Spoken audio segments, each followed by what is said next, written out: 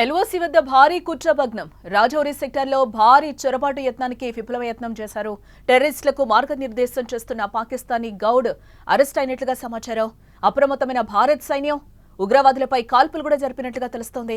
గాయాలతో పీఓకేలోకి జైషే ఉగ్రవాదులు పారిపోయినట్లుగా మనకి సమాచారం అందుతోంది.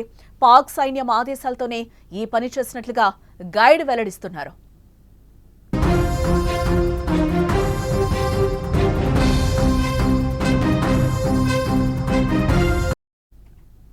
కుక్కతోక వంకరే. పాక్ బుద్ధి ఎప్పటికీ మారదు.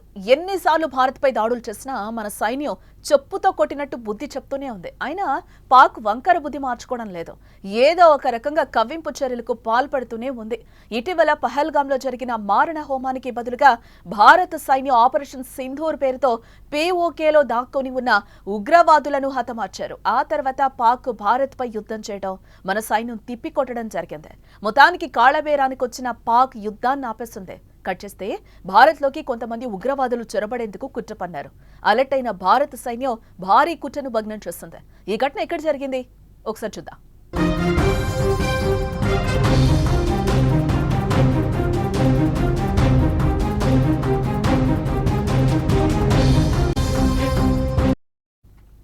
పాక్ మరోసారి భారీ కుట్రకు పన్నింది. జమ్మూ కాశ్మీర్లోని నియంత్రణ రేఖ ఎల్ఓసి వెంబడి పాకిస్తాన్ ప్రేరేపిత ఉగ్రవాదులు చొరబడేందుకు ప్రయత్నాలు చేశారు.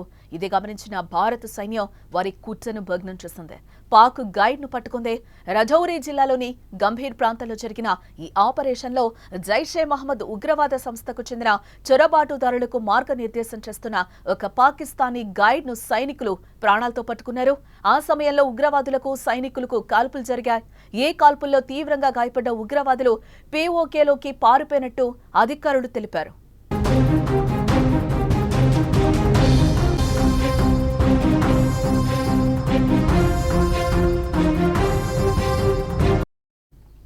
ఆదివారం ఎల్ఓసి ద్వారా ఉగ్రవాదులు భారత్లోకి చొరబడేందుకు ప్రయత్నాలు చేస్తున్నట్లుగా నిఘా వర్గాల నుంచి ఖచ్చితమైన సమాచారం అందడంతో అలర్ట్ అయ్యారు భారత సైన్యం. భారత సైన్యం, సరిహద్దు భద్రతా దళం సంయుక్తంగా ఆ ప్రాంతంలో పగడ్బందీ ఆపరేషన్ ప్రారంభించాయి. గంభీర్ సెక్టార్లో దట్టమైన అటవీ ప్రాంతాల్లోకి సైన్యం చేరుకొని ఆయుధాలతో వెళ్తున్న నలుగురు ఉగ్రవాదులను గుర్తించింది. వెంటనే రంగంలోకి దిగిన సైన్యం వారిని చుట్టుముట్టే ప్రయత్నం చేశారు. ఇదే గమనించిన ఉగ్రవాదులు తప్పించుకునే ప్రయత్నంలో కాల్పులు జరిపారు. భారత సైన్యం ఎదురు కాల్పులు జరపడంతో గాయపడ్డ నలుగురు పాక్ ఆక్రమిత ప్రాంతాల్లోకి పారిపోయారు. అదే సమయంలో మార్గదర్శిగా వ్యవహరిస్తున్న గైడ్ ని సైన్యం అదుపులోకి తీసుకుంది. ఆ ప్రాంతంలో విస్తృతంగా గాలింపు చర్యలు చేపట్టగా ఒక మొబైల్ ఫోన్, పాకిస్తానీ కరెన్సీ సహా కీలక వస్తువులను స్వాధీనం చేసుకున్నట్లుగా సమాచారం. పట్టుబడిన వ్యక్తిని పీఓకేలోని కోట్లీ జిల్లా నికియాల్ ప్రాంతానికి చెందిన మహమ్మద్ ఆరిఫ్ అహ్మద్ గా గుర్తించారు.